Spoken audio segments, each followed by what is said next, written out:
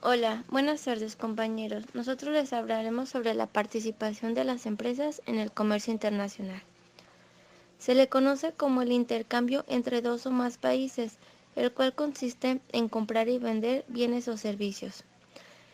Existen hoy en día varios medios para importar o exportar algún material.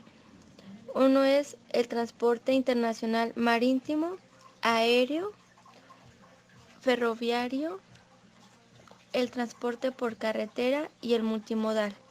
Este último es cuando se combinan todos los medios de transporte para poder llevar ya sea el bien o el servicio.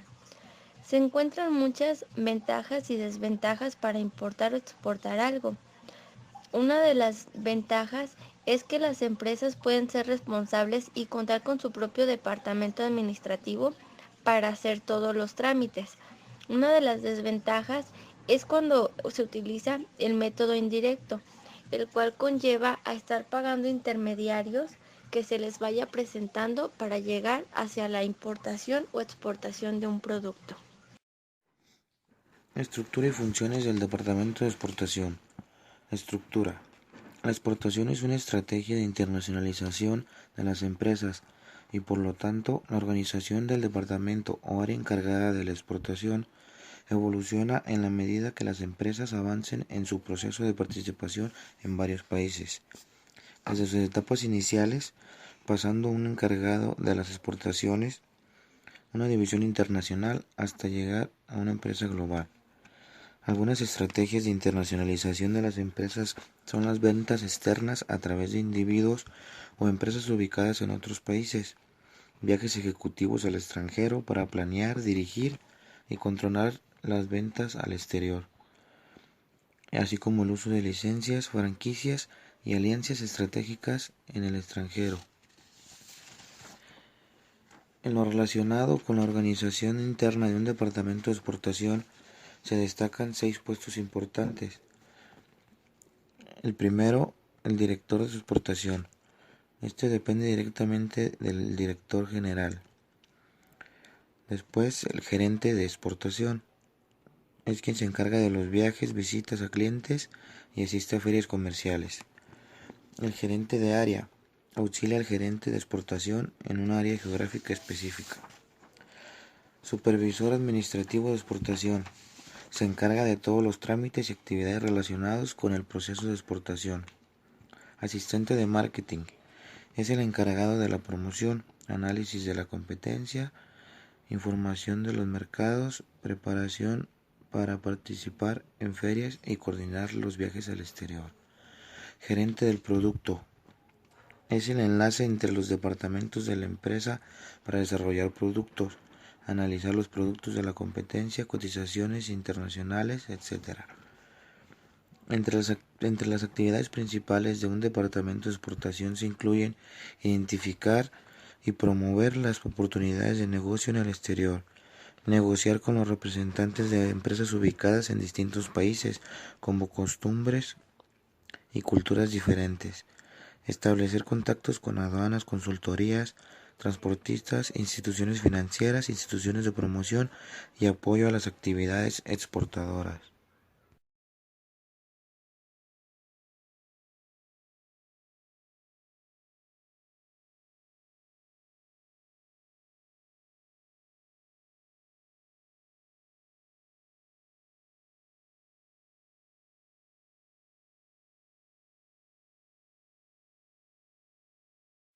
A continuación vamos a hablar del marco legal de las exportaciones e importaciones en México. Para poder hacer este tipo de transacciones de importaciones y exportaciones es necesario seguir y por supuesto tener un marco legal, ya que esta es la base y nuestro control para poder llevar a cabo todo este tipo de operaciones. Esto con el fin de aprovechar al máximo por los empresarios y que puedan exportar al máximo su producto. Las principales leyes y lineamientos que deben de seguir en un marco legal es la Constitución Política de los Estados Unidos Mexicanos y sus principales artículos son el artículo 73 de la fracción 19, que es faculta al Congreso de la Unión para establecer contribuciones sobre el comercio exterior, el artículo 89 de la fracción octava, Faculta al presidente de la República para habilitar puertos y establecer aduanas y designar su ubicación. El artículo 117 de las fracciones cuarta, quinta, sexta y séptima y el artículo 18 de la fracción 1 señalan que las entidades federativas de la República Mexicana deben abstenerse de imponer reglas e invertir mediante las leyes especiales en las actividades relacionadas con el comercio exterior. El artículo 31 es el principal ordenamiento constitucional en materia de comercio exterior de México, ya que nos señala que el Ejecutivo podrá ser facultado por el Congreso de la Unión para aumentar, disminuir o suprimir las cuotas de las tarifas de exportación e importación. Pasando a otro tema, vamos a hablar de los acuerdos y tratados comerciales e internacionales, que nos dice que México en los últimos años ha firmado un gran número de acuerdos y convenios relacionados con el comercio internacional, y los principales son los siguientes. Nos habla de los multilaterales, que son entre 3 o más países. México está integrado o está activo en los organismos regionales e internacionales, que son la Asociación Latinoamericana de Integración, que es la ALADI, desde su creación en el año 1981. La Organización Mundial de Comercio, OMC, a partir de 1995, y con su antecedente en el GATT, en 1986. El Foro de Cooperación Asia-Pacífico, APEC, desde 1993. Y la Organización de la Cooperación y Desarrollo Económico, OCDE, desde 1999. También nos habla de tratados bilaterales, que nos dice que en los últimos años México ha firmado 12 tratados de libre comercio y varios acuerdos de complementación económica, esto con más de 40 países. La mayoría de acuerdos y tratados que ha firmado México ha sido con Estados Unidos, ya que tanto los convenios multilaterales como los bilaterales, al ser suscritos por las autoridades nacionales, adquieren el carácter de ley y por tanto otorgan derechos e imponen obligaciones a las empresas que exporten o importen países firmantes.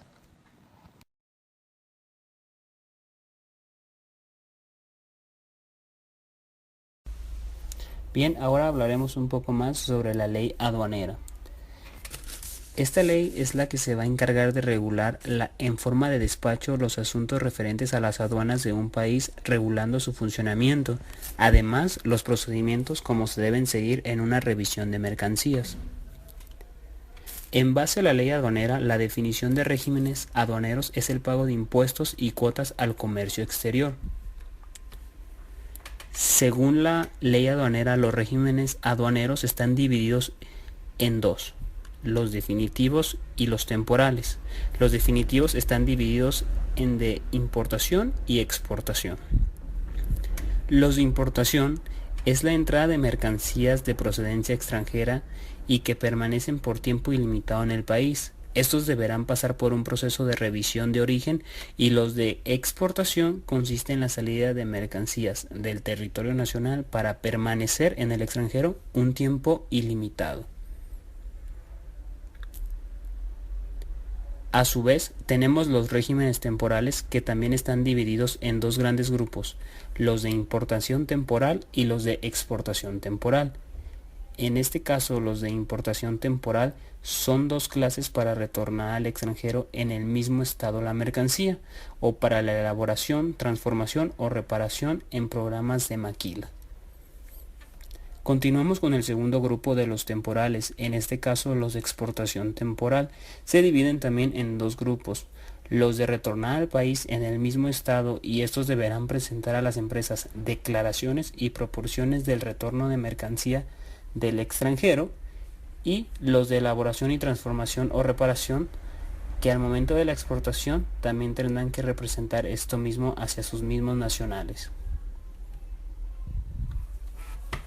El depósito fiscal consiste en el almacenamiento de mercancías de procedencia extranjera o nacional en almacenes generales de depósito, y estos son autorizados y se efectúan a su vez por parte de los mismos impuestos.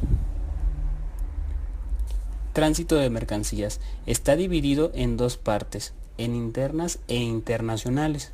El interno es cuando se realiza la entrada de mercancías de procedencia extranjera a la aduana donde el despacho la autoriza, y la internacional es cuando la aduana envía o recibe la entrada de mercancía, recibiéndola de un nacional a un extranjero.